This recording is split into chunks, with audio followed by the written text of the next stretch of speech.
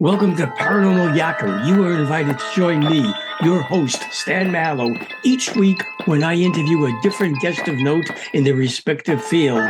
The unexplained, the mysterious, the macabre, UFOs, ghosts, Bigfoot, psychic phenomena. We explore them all on Paranormal Yacker. Hi, everyone. I'm Stan Mallow, the Paranormal Yacker. My guest in today's show is Corbie Mitlied. She is a certified tarot master, psychic medium, channel, intuitive counselor, and inspirational teacher. Her work is featured in Robert Schwartz's breakthrough series on karma and pre-birth planning. That series was Your Soul's Plan, Your Soul's Gift, and Your Soul's Love. Corbie and I go back a long time, probably more years than we'd like to admit. For many of those years, she participated at the psychic fairs I was involved in organizing in Canada, and Corbie was always a featured lecturer at them. I'll be talking with Corbie about the revised edition of her book, one that I was given the honor of writing the foreword, that book being You've Got the Magic, Who Needs a Genie? The A-Lister's Guide to Holistic Expo Success. Corbie Mitlied, welcome to Paranormal Yacker. Oh, Stan, it's so good to see you. I miss my Canadians, I'll tell you. It's tough not being able to do the shows anymore. It's totally mutual. You, Corbie, come from a family of medical professionals. Your dad was a doctor, your mom a nurse, may their souls rest in peace, and your brother is a doctor. At what point did you decide that you were not going to follow in their footsteps, but instead travel a different path than they did? Look, they tried making me a candy striper at my father's hospital, and blood made me queasy, so I worked in the gift shop. So right there, they knew it was not happening. But I was always the hippie rebel, the writer, the actress, the visionary, the one who wanted to know what was behind the curtain. And I was always the one they didn't know what to do with. To this day, there are some people in my family who still think that what I do is fake and a carny. And the fact that I've been doing it professionally for 30 years and I've read 30,000 people just doesn't get through. Well, as they say in our tribe, live and be well, because I love what I do. It makes a difference for people. And for the 18 years I was on the road, I loved it. I loved meeting people coast to coast and into Canada. What, Corbie, was your original motivation for writing You've Got the Magic, Who Needs a Genie? And why did you feel it needed to be revised? The reason I decided to write it was a herniated disc and pinched nerve. No joke. In the summer of 2019, the world kind of exploded backwise. And my doctors got me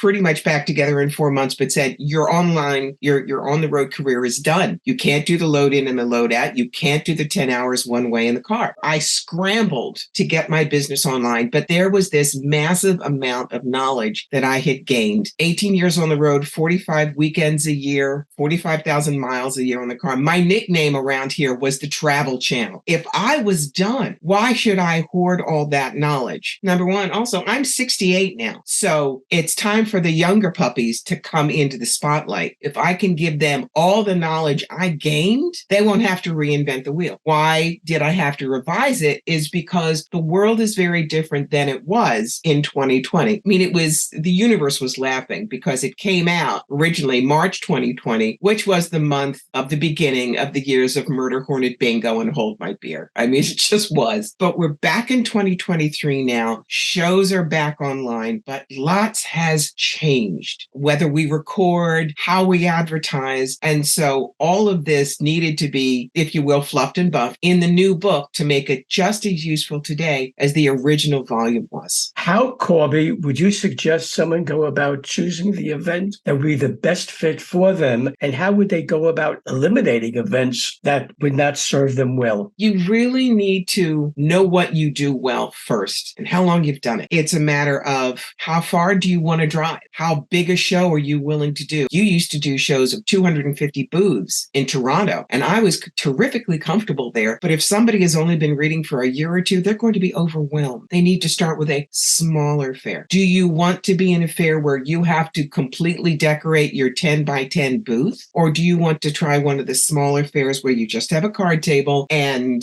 it's a much simpler setup? None of these are better or worse than other fairs. It's a matter of where are you going to shine? How much do they charge? If you're a brand new person, you're not going to want to go to one of the New York City fairs where just the booth fee alone is $1,000. So please make it comfortable for you. The other thing is check in with people that have done those fairs. They're going to be able to tell you, are the promoters responsible and ethical? How's the parking for customers to come in? Is the place where it's held, does it look professional? Is it clean? Or is it some back alley old bar that isn't going to bring you in the best kind of clients? All of that will help you choose the right fair for you and try it out. Remember, this is like putting a Broadway show on. So you're going to do your free Broadway shows in Peoria and Boston before you're going to bring it to Broadway. Good advice. At any given event, there could be dozens, even hundreds of exhibitors. So quite obviously, it is important that a person's booth stand out from their competitors. What suggestions do you have, Corbie, on how one can set up their booth in a way that would make them stand out and draw expo visitors to it? The first thing you need to do, and don't laugh, is choose your colors, because colors do have meaning, yes, but you know that you work with certain colors. Stan, if you remember my booth, it was always in blues and purples because those are the colors I look best in and work best in. We had some intuitives, their booth was completely pink because that's the color of love and affection and open heart. I'm sorry, I loathe pink. Too many years as a Mary Kay consultant, I don't know, but I would never do well in a pink booth. So you choose your colors. I would highly suggest that you, since you'll have to have booth covers for your tables, bring things that don't wrinkle. I always used to use polyester brocades or the velvets that would stretch, because no matter how they were scrunched in my boxes, they'd always come out looking well. You have to get yourself a good banner. Now, banners go in styles. There are a couple of ways to do it, and I would say you actually need two types. One of them is you're going to need one with what's called a rod pocket. It's usually square, and there's a pocket here where your banner holder goes. That's if there is pipe and drape for the shows, but not everyone has pipe and drape. Find yourself one of those signs that pulls up, it's long rectangle and can stand up on its own. What's the style? It depends on how you want to present. Sometimes it's just your face and your name and a couple of items about what you do. Some people did really wonderful collages, but you don't need tons and tons of information like your address or your phone number, because that's going to be given out in your rack cards at the booth. Now, what's a rack card? Back in the day, we used to do the triple fold brochures, and some people still do that because you can just get them copied at the local copy store. They're very simple. But a rack card, something like this, is distilled information. Notice it's very solid, so it won't tear. They're very inexpensive to get done. The way mine goes usually is my picture, quick blurb, what my abilities are, and on the back I'll use 2 or 3 different testimonials. This one, if you'll notice, is for doing psychic events like weddings, bachelor parties, things like that, Mardi Gras events, because I do things now outside a show venue. It's always nice to have a little pack of those so that people can contact you afterwards for other business. Make sure that everything in your booth isn't shabby, looks professional. You know, there's an old saying, you gotta have money to make money. You gotta look like you got money to make. So make sure what I'm wearing right now is a complete example. It looks professional, but it isn't, wildly expensive. And when someone comes up to me, they know simply by the look of my booth, I am a professional, I'm respectful of them, and they will feel a confidence in my abilities. That's what you want to get across.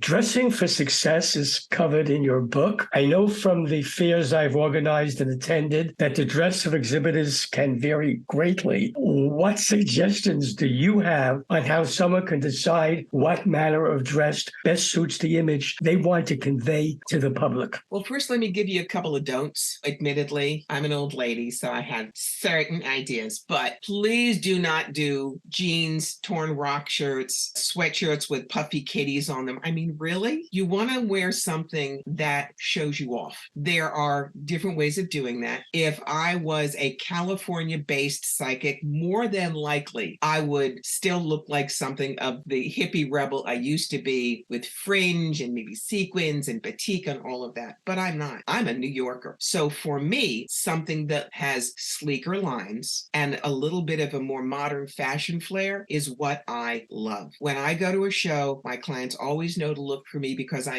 effectively have a uniform. It's tank top and trousers from Chico's, which wear like iron. And what you're seeing here is a simple butterfly coat.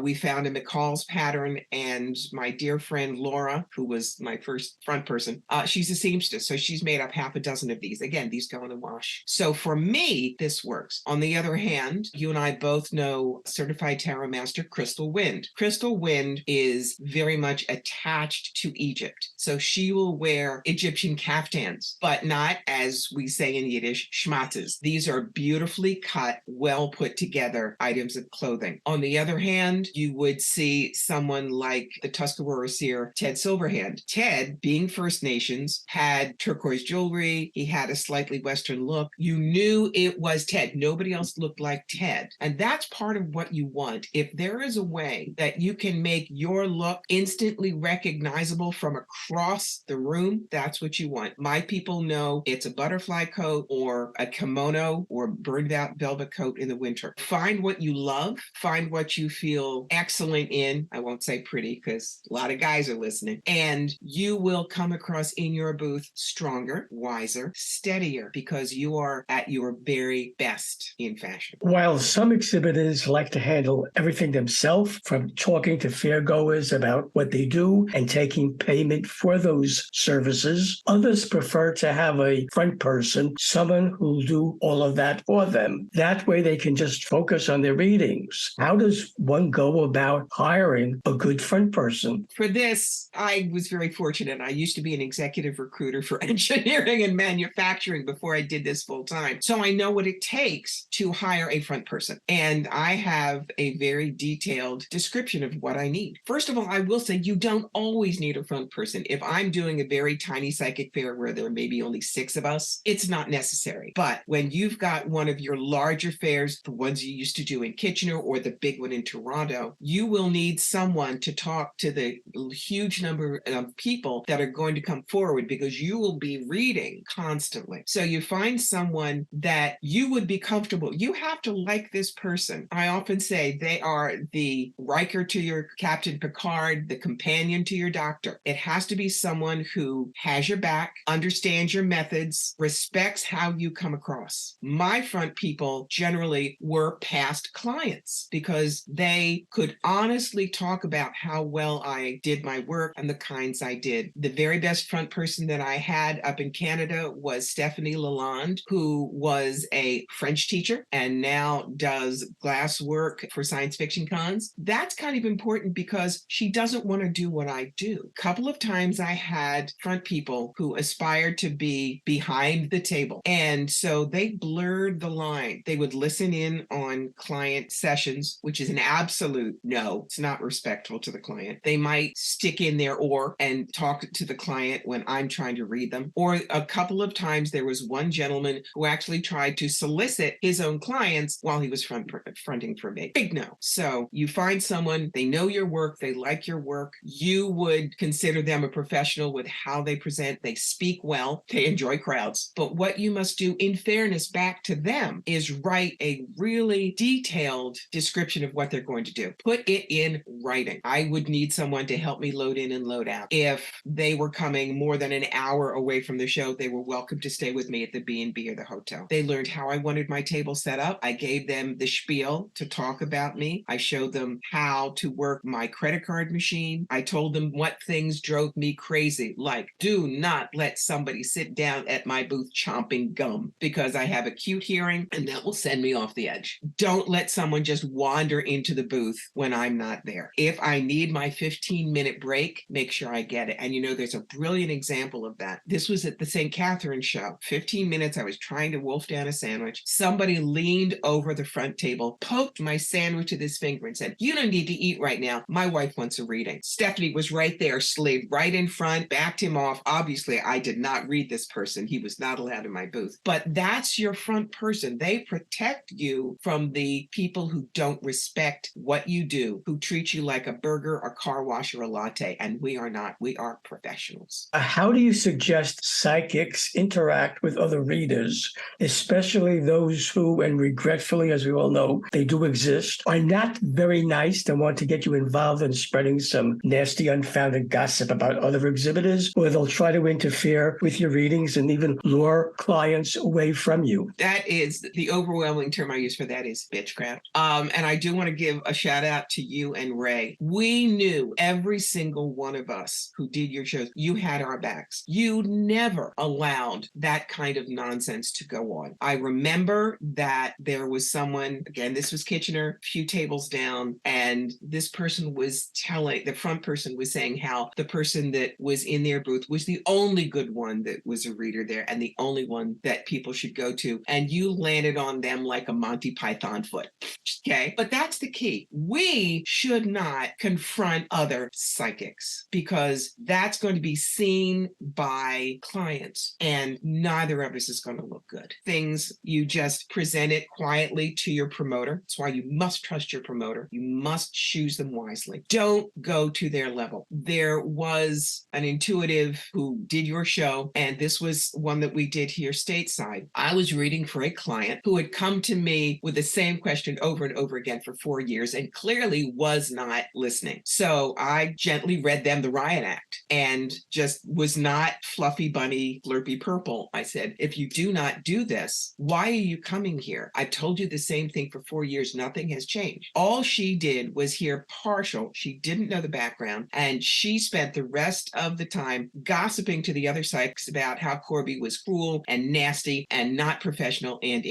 She was the one who wasn't professional because you do not listen in to somebody else's clients and you certainly don't backstab them just because you don't have a reading right now. Could I say anything to her? Absolutely not. It was not in a position to do it. She has now transitioned. I hope she's well, but think about it. The only thing that I truly remember well about that intuitive is how unprofessional she was. On the other hand, there are other intuitives that have also gone on that we loved. Universally, we all missed them because they treated all of us well. They were professionals. There's a fabulous Canadian psychic. I'll use her example, Judy Abbott. She and I both did your shows. And it was very interesting. People would go to me and go to her. 1, 2, same thing. And we were always amused that we would tell the client the exact same thing, but with our different flavors and our different tools. That means I was comfortable sending people to Judy Abbott and Judy was comfortable sending them to me. I shared a booth with the delightful Debbie Dyer. Now, Debbie and I were as different as night and day. Debbie was this tall, silver-haired, lovely woman who was the iron fist in the velvet glove. She used the Osho Zen cards and pendulum work, neither of which I used. Me, I was the hitch upside the head New Yorker. I used tarot and past lives and dead people. We had no problem sending each other clients. If someone came to me and said, well, I really like pendulum work, I would have said, not my wheelhouse. You want to go right next door. Somebody wanted to talk to dead Aunt Mabel. Debbie would say, I don't do that, but Corbie does. When you work well, good professional networking with people in the psychic fair circuit, trust me, both of you will come across far more professional, far more welcoming to your client, and you'll get more business. It has to be that we help each other. In what ways can someone best market themselves, and which media have you found to be the most effective for getting new clients? That is what has changed over the years. For instance, I used to send out actual little postcards to people. That was back when a postcard was 32 cents. It's now more than double that price. And people don't really care about that anymore. Everybody works electronically. You get a website, you start an email list, you talk about it on, I have done over 400 podcasts in the past 8 years. Obviously, I love yakking in front of total strangers. What can I tell you? But as long as you know that that show is not going to be delayed for 6 months, you record it in June and it doesn't go out until December. If you have a show, mention it. If it's a local show, put up a flyer. If there are local psychic shops, put information there. There are all kinds of ways now that you can get your name out there and the information on what you do. One of the biggest dilemmas exhibitors seem to have at shows appears to be deciding what to charge for their services. You, Corbie, have the answer. What is it? Stan, you know and I know that what we do is honorable work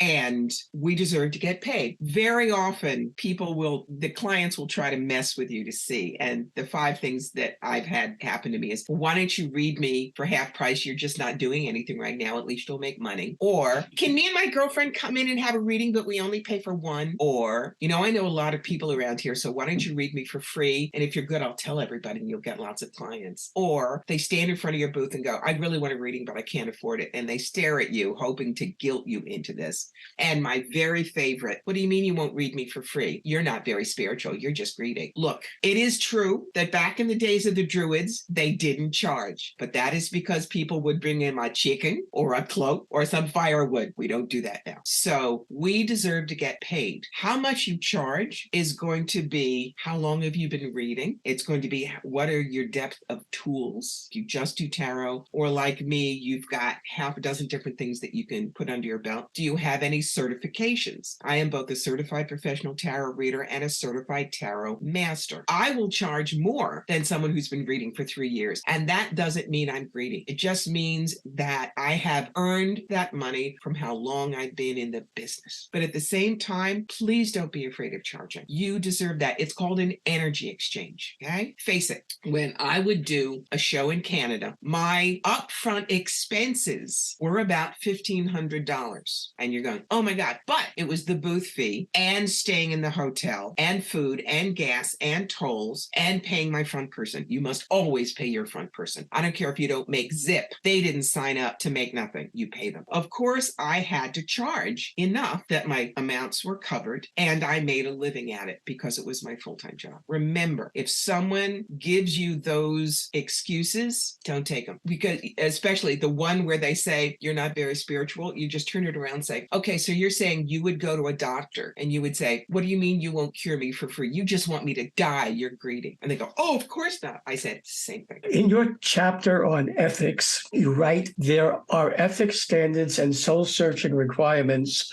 for anyone who wants to be a professional, intuitive, or light worker. I agree with you totally. Could you, Corbie, give some examples of the ethics you are referring to? I don't remember them all offhand, but number one, remember that you're not there to cure the client's life. You give them the information. It is up to them, free will, to decide what to do with it. You're not in this to become wildly rich. Yes, you can make money at it, but you're here in service. If you think that this is going to get you a reality show, then you're in the wrong business, kidlets, because reality show is an oxymoron like jumbo shrimp. It ain't a reality, and we'll go over that in a little bit. Remember, going back to the piece about getting clients when they're not yours, one of the rules that you always had, which was absolutely fair, is front people stay in the booth. They don't go circulating around handing information to people and getting them over to their booth that way, because that's called hooking. It's as bad as the other kind of hooking. Readings get you bad money. What's a bad reading? When you fudge the information, when you read someone you know you shouldn't. One of my rules is I don't do remote spying. That means that I don't read someone who isn't connected to the client when they haven't given permission. For instance, there was a woman who came to me in Hamilton and she said, I want to know where my husband is sleeping with his mistress. I said, I'm sorry, I don't do remote spying. Oh, can you tell me how many he slept with? No, I'm sorry, man. Boy, you're not good at anything. Is he sick? Is he going to die soon? Am I going to get his money? And you know what I did? I just said, I'm sorry, I'm not connecting with you, Mrs. Cooperson. And Laura gave the woman her money back. Don't be forced into reading when you know it's not the right thing for you to do. You're allowed to say, I don't connect with you. And you don't badmouth other psychics. You don't. The only time I've had to do that, and it wasn't bad mouthing per se, but it was damage control. There was a guy in Syracuse who loved to tell people when they were going to die. And in front of him was sitting a man who could no longer speak. He had just had jaw surgery. So his wife was with him asking questions and interpreting. And he flips some cards and goes, you got 7 months, not a day more. Make sure you got your stuff done. You don't say that. Naturally, that guy was thrown out of the show. He was never allowed to read again. And we all had to reassure that man that even the best of us are only 85% accurate. Don't believe what he said. When someone is going to die is between them and God, kids, not you. So those are just a couple. Should viewers of Paranormal Yacker want to buy You've Got the Magic, Who Needs a Genie, The A-Lister's Guide to Holistic Expo Success, or your other wonderful books, Clean Out Your Life Closet and The Psychic Yellow Brick Road, how can they do that? Also, should viewers want to contact you directly, be it for a private consultation or to find out what event you'll be at, what is the best way for them to do that? Okay, I'll answer that one first. They can't avoid me, Stan. You know that. I'm all over the internet, and it's all under Corbie Mitlied. My website is corbiemitlied.com. You can find me Medium, YouTube, Instagram, Pinterest, even X. I'm still on X, and it's all corbiemitlied.com. If you want to buy the books, if you're in the United States, you can get the paperback versions. If you are outside the US, they are all available on Kindle, and Clean Out Your Life Closet is available in an audiobook, which